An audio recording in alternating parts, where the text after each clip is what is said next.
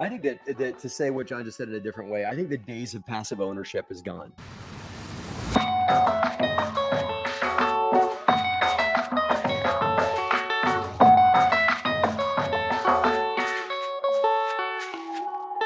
What's going on, everybody? It's Matt Faircloth. Welcome to the Cash Flow Digest. And gratitude. If you guys are watching the show on Spotify and watching the video on Spotify, thank you.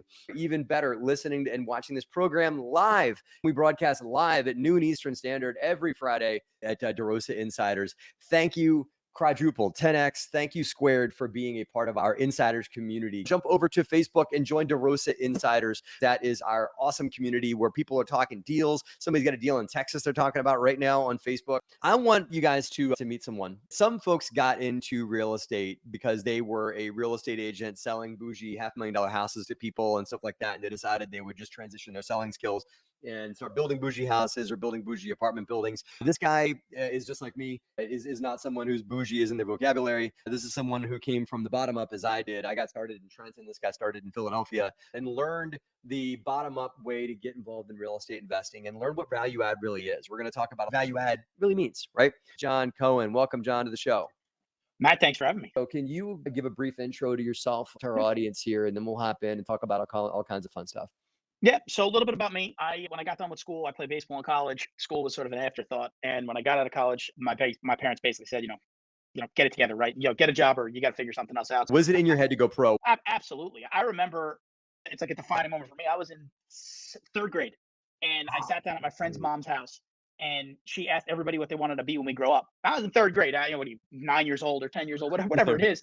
And I said, I want to play professional baseball. And she basically said, okay, well, realistically, what do you want to do? And I was like, damn, like, how do you ruin a 9-year-old's dream, right? So now listen, she was 100% right. I'm not a professional baseball player, but even today, I'm 36 years old. I still look at, I'm a Yankee fan. I'm like, I can hit better than them. They're hitting 150. I mean, I definitely can't. I really believed it. Now, hindsight, I wish she would have told me a little bit harder, like, don't do that, get into real estate or start working a little bit earlier because I'm not a professional baseball player. You learn every single day. So I got a job in finance, financial advisor. I did that out of college for 3-ish years. I was in the process of interviewing at Morgan Stanley, the youngest in the training program by 10 years.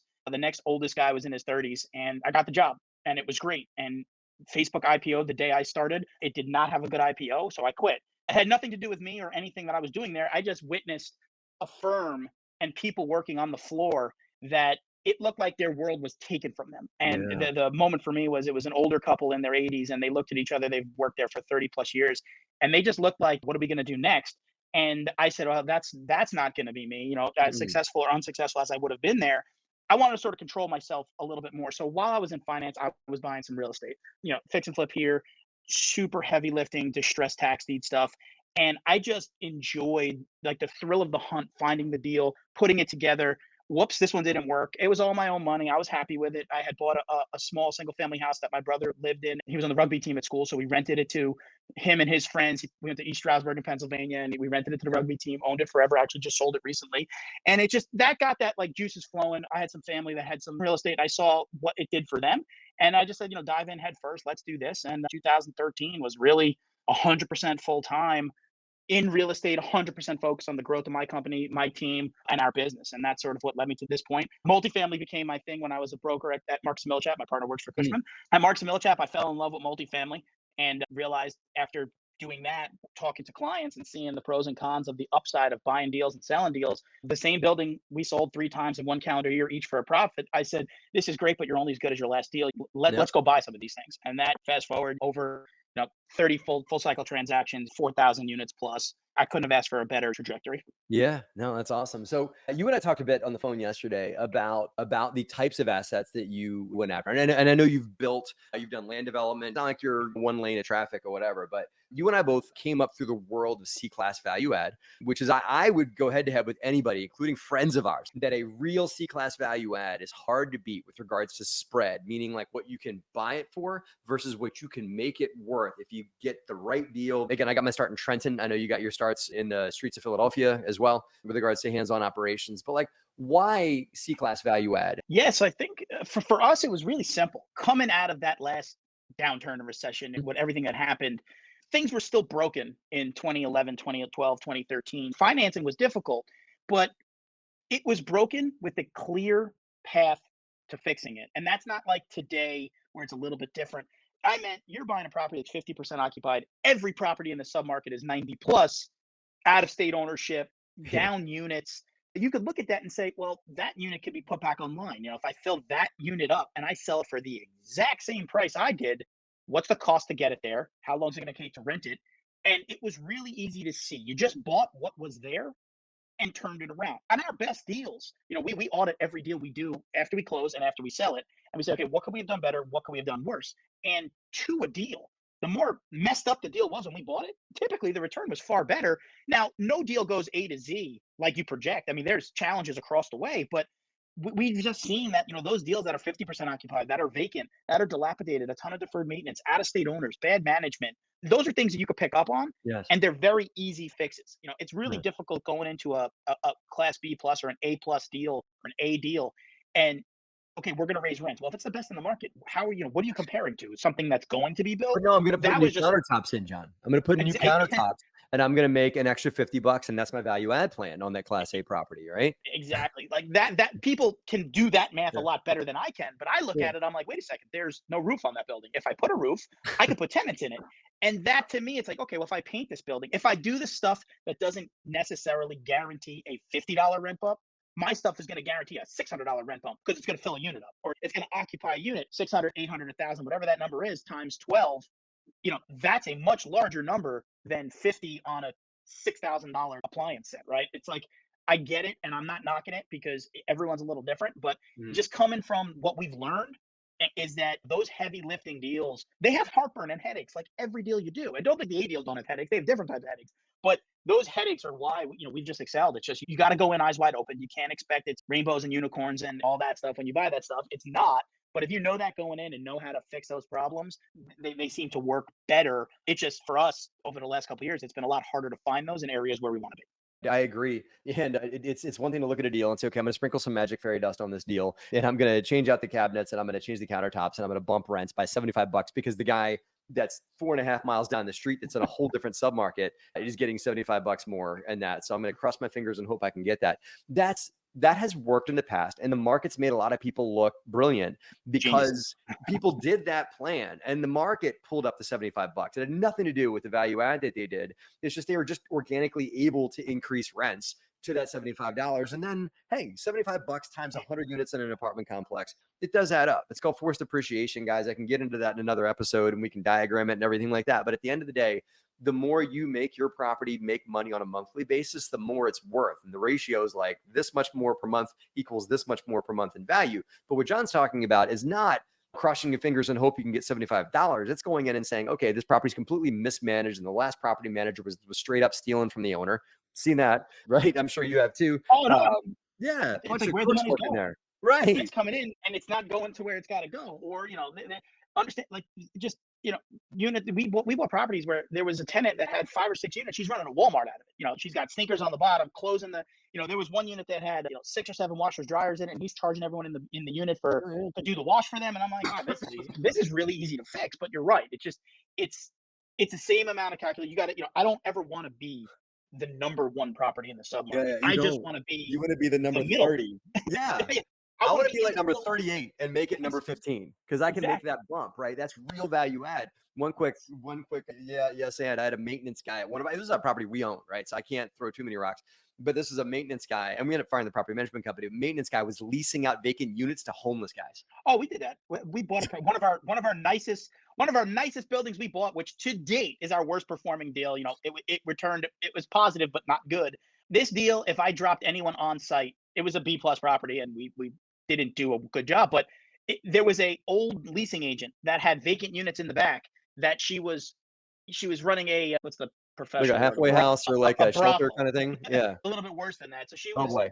Okay, she was running. It was the red light district. Yes. Yeah, and your apartment complex had a bad neighborhood, right? Oh yeah, don't go there. That's a red light district. That's for 18 and over, right?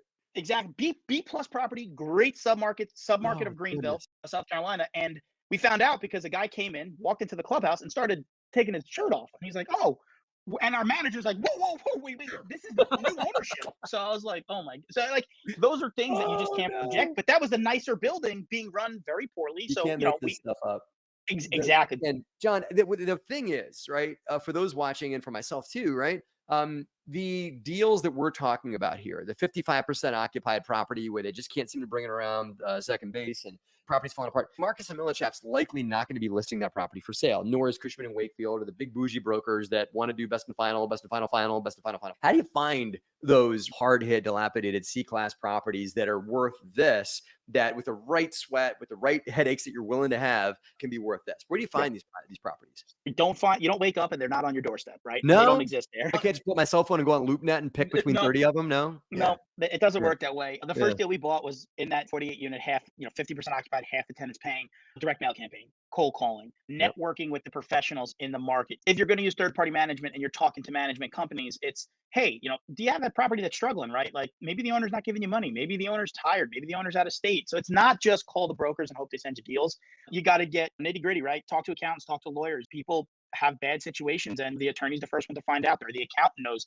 You got to be a little bit different. You got to do the stuff that nobody likes doing, which is cold calling, knocking on doors. As a broker that worked in a market, one day a week, I would go knock on doors, talk to tenants, see if they, knew the owner, whatever it is. But yeah. you gotta, if everyone's zigging, try and zag, right? Do something a little bit different. Send out different messages, talk to people. That's how you find the stuff that's struggling. The best thing to do, the best tip of advice I ever got when I first started was wake up at 6 o'clock in the morning, 5 o'clock in the morning on a Sunday and go drive properties. If you don't see cars in the driveway, if you see tarps on roofs, or when the spring season comes, watch the grass grow. If the grass is growing too high, it's vacant. No one's there. You got to Yeah. do the things that are a little bit tougher, and you got to do them at the times that it's not Just necessarily the little best, signs like times. that. I remember back when we were looking for foreclosures and stuff like that in the single family world, grass getting high was such a sleeper indicator that people don't think about. But people that care about their properties are going to cut the grass. People that are either absentee or don't have the money to get to pay for the grass to get cut, or are doing it themselves and can't find the time to get down there. Like grass overgrown was one of the first things that we would look for, right? And it's true for multifamily as well. Absolutely. So what we talk about with our accelerator program students, by the way, is pick a market, not 30, not 10, right? When you're first getting going, as you get more complex, I'm not saying you got to live and die by one market for the rest of your career. But what I am saying is that when you first get going and you want a 10x your multifamily size, you got to pick a market and then drill in. And as John said, get to know every broker, every seller, every owner, every deal, every good block, every bad block, all of it, and spend a lot of time, a lot of windshield time, just cruising around looking for deals. You can't do that if you're in 7 markets. You can do it if you're in 1, spend a lot of time, but is that deal that John's talking about, the 50% occupied 50 unit apartment building, if you can find that deal by driving around, maybe talking to a tenant in the parking lot and saying, hey man, grass is a little overgrown here. I see a tarp over there. Is everything okay at this place? Is this safe, good place to live? No, man, I can't afford this place. And there's a drug dealer lives over there and this and this and this. And oh, great. Well, how do we get a hold of the owner? Oh yeah. Well, the owners, they manage it themselves. They're sitting in that leasing office right there. Like those kind of deals do happen, but it's only through putting boots on the ground, guys, that you're going to find deals like that. Yep. 100%. Yeah. So John, let's transition, man. You and I are both still active. We both got our battle scars and everything like that.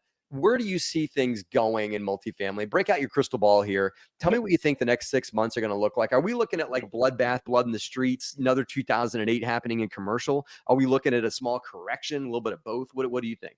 Yeah, so I'm not going to be the doom and gloom like everybody is out there, because you hear that everywhere else. You don't have to hear it here. I think it's going to get a little worse. I do. I do think there'll be some blood in the streets. I'm starting to see it. We're starting to be asked like, hey, take a look at this. The bank's willing to have a conversation. Yep. So you'll definitely see that stuff, because I think not many people thought interest rates would stay this high for this long. Mm-mm. And I think they will stay higher for a little bit longer. So a lot of these deals that everyone thought the blood could have came earlier, they were hanging on that maybe interest rates went down, they would get out and salvage it. But unfortunately, 2021 and 2022, a lot of floating rate debt. So the next couple cycles go by, pending interest rate election next year. I do think the near term is a little rough, but bullish. There's a massive demand for housing, single family housing, apartments. People can't afford single family houses, but there's no supply. So people are still buying that stuff and it's still selling. And the biggest misnomer is that, in COVID, you listed your house for 500, you sold it for 700. Now you list your house for 800 and you sell it for 750. So it's not that the prices have come down. It's just the psychologic behind what's happening is changing. So do I think there'll be a correction? I do. I think that, we're going to set a new baseline, but that's going to be, 6 to 18 months, I believe. Yeah. but there'll still be good opportunities if you're really going through the deal. So I do long-term bullish, even in immediate term bullish. It's just looking at deals, you're looking at it for a little bit of a horizon. No more, none of this, buy it, wait for your neighbor to raise rents, don't put a single bit of capital into it, and then sell it Yeah. for more. I think those days are gone, or at least they're in the rearview mirror. And now you got to be a good operator. You got to get your hands dirty and get into the deals. Got it. So people like you and I, we've got the battle scars. We saw 2008. We've been in this thing for long enough, and companies have some reserves and some active projects that are going that aren't going to be affected by any changes in the market because we're on fixed rate debt for some of our deals and everything like that. But let's you and I put ourselves in our shoes of someone that's earlier into the space of multifamily. They still want to grow there. They still want to scale. They see the long-term tea leaves that you just said. America needs more housing, period. That's not going away, right? So they want to become investors in multifamily because they know that multifamily is not going anywhere. People need a roof over their head. They might stop working in the office building and start working from home. So maybe that office building might not be needed anymore. But at the end of the day, housing is necessary. And so people that want to get into the multifamily world and grow and scale, and it's today, right? What would you do if you were one of them looking to grow and scale in today's marketplace? Are you going in like a bull? Are you sitting on your hands? What's some tips you have for people that are looking to grow and scale in today's market? So I think the biggest thing right now is be a rock solid operator. The days of just picking up the phone, getting a third party management, and having confidence in the execution, they're there. But it's the squeaky wheel that gets the oil, right? So don't just be passive and go about it.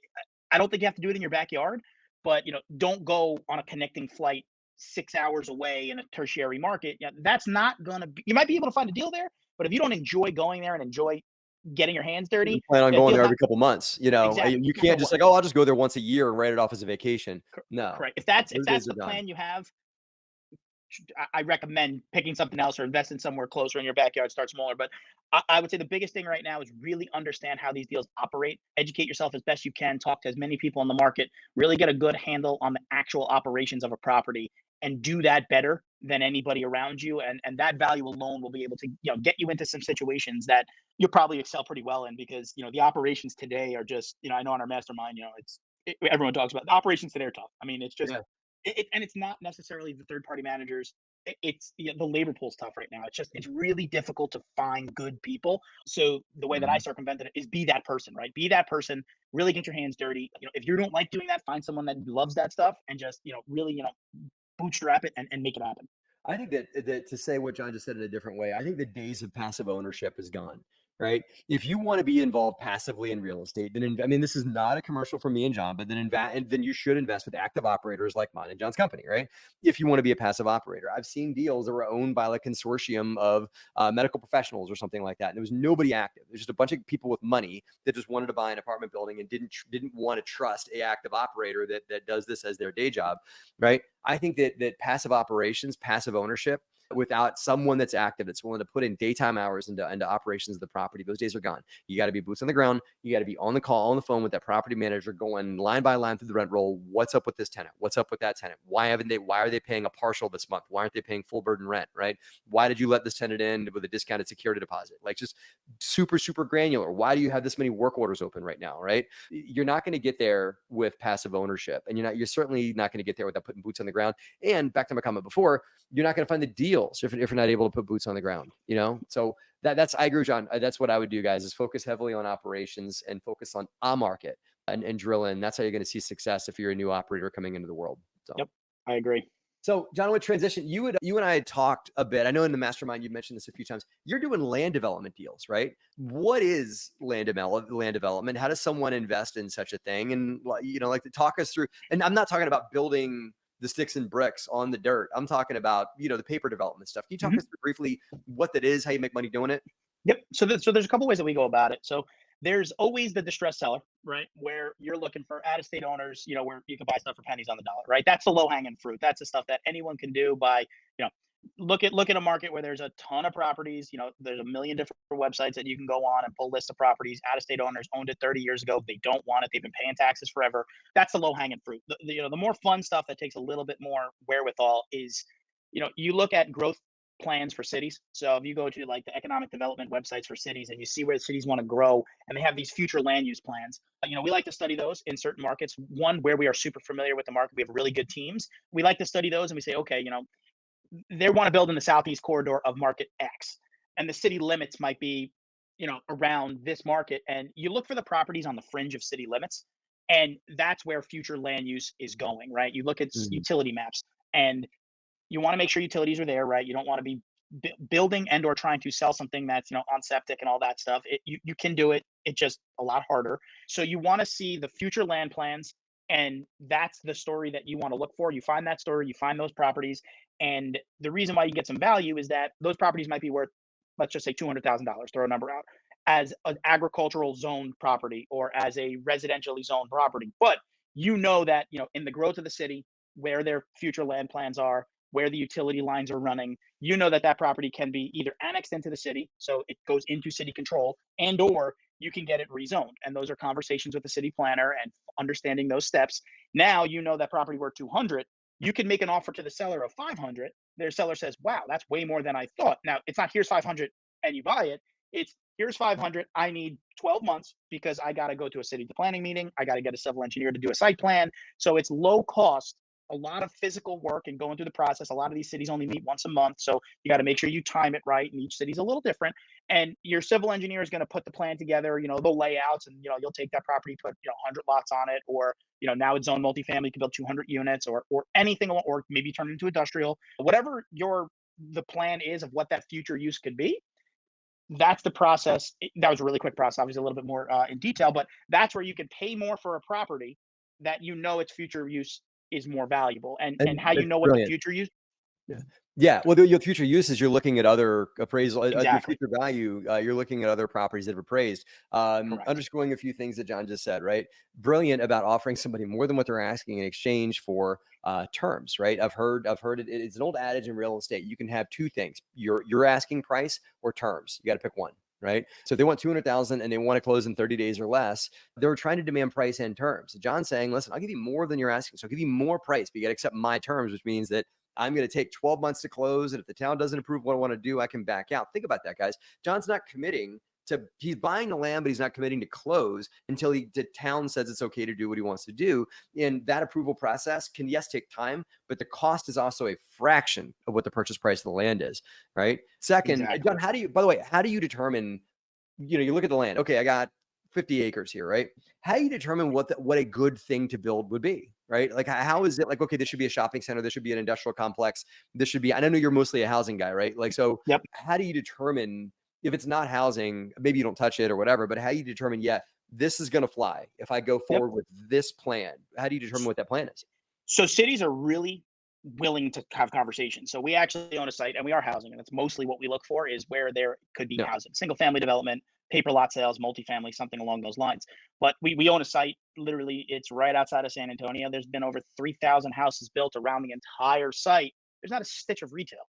So we own a piece of property in between two major connections. They're building a road through our property. And you call the city's like, we really need daycare. We really need a coffee shop, a dentist office. So the city will tell you also in those land use maps, when you read them, and the land use map will be a map, and it'll be all color coded. It'll say like, hey, this is a future use commercial area. So in land in Mm, there, they believe it's best use commercial. So you don't have to be the smartest. You just got to ask the right questions to the right people. Civil engineers in local markets, they know basically all the properties, because at some point yeah, in time, someone probably brought them that deal and said, hey, what can I put here? So you want to use the resources in the market to give you some guidance. Now, yeah, also, this goes to like the value add question.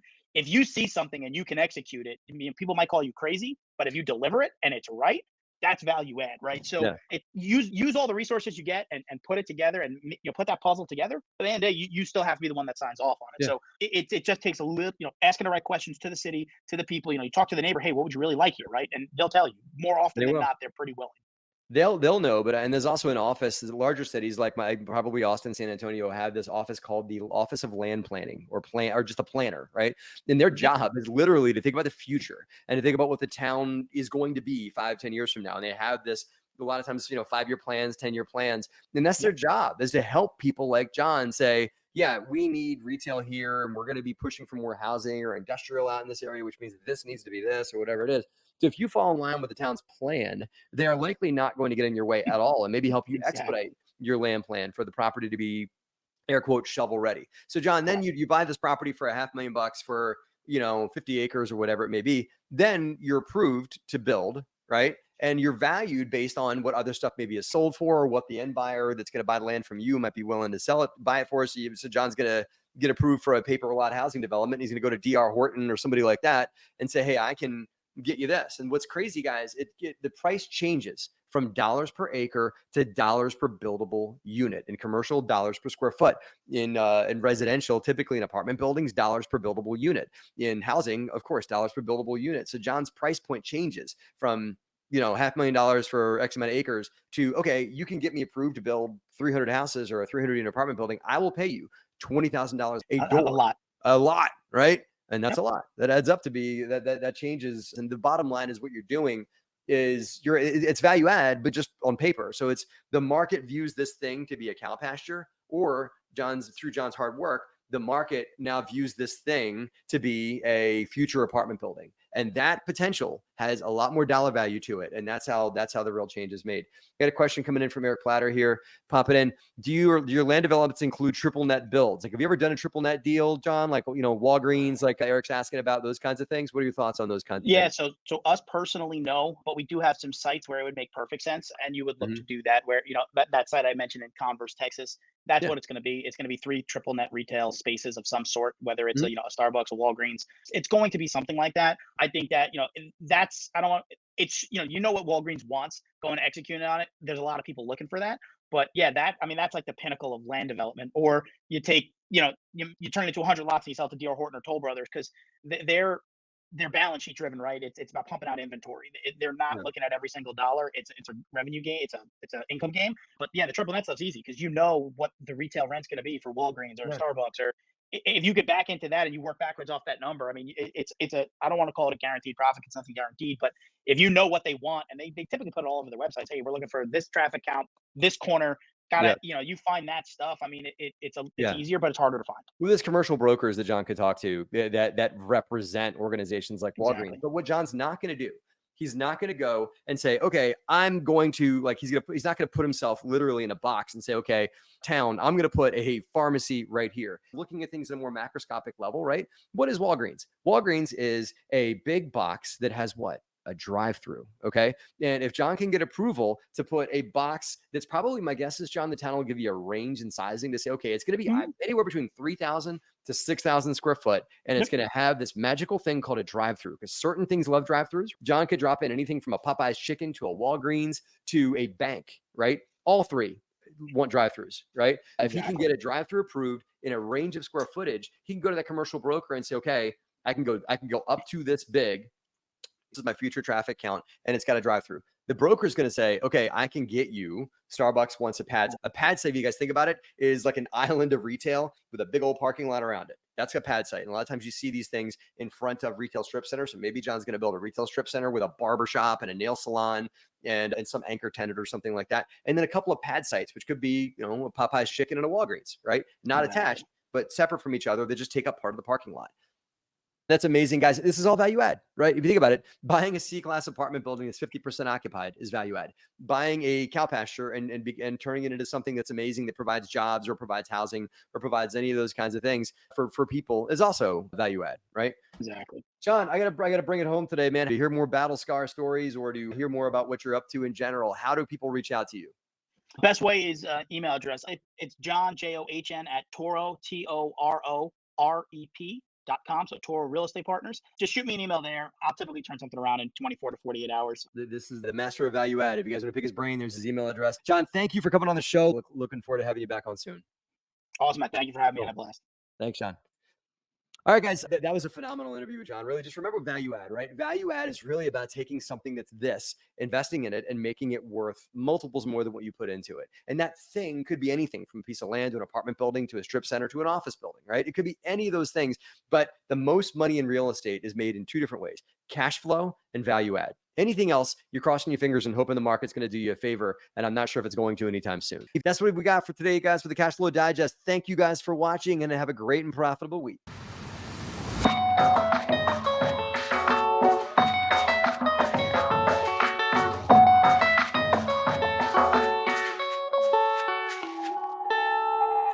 Hey guys, Matt Faircloth here. Thank you for listening again to the Cash Flow Digest. I really appreciate you guys doing that. If you guys want to hear more about what DeRosa Group has to offer, go to DeRosa Group, DeRosa Group.com, DeRosaGroup.com online. You can hear about all the great things that we offer from an educational standpoint and passive investment standpoint on our website. See you there. And if you guys want to join our online community, DeRosa Insiders on Facebook, where you can watch this program get recorded every Friday at noon Eastern, and you can come on as even a guest or ask questions on the show. We hope to see you guys on our online community, DeRosa Insiders. See you there.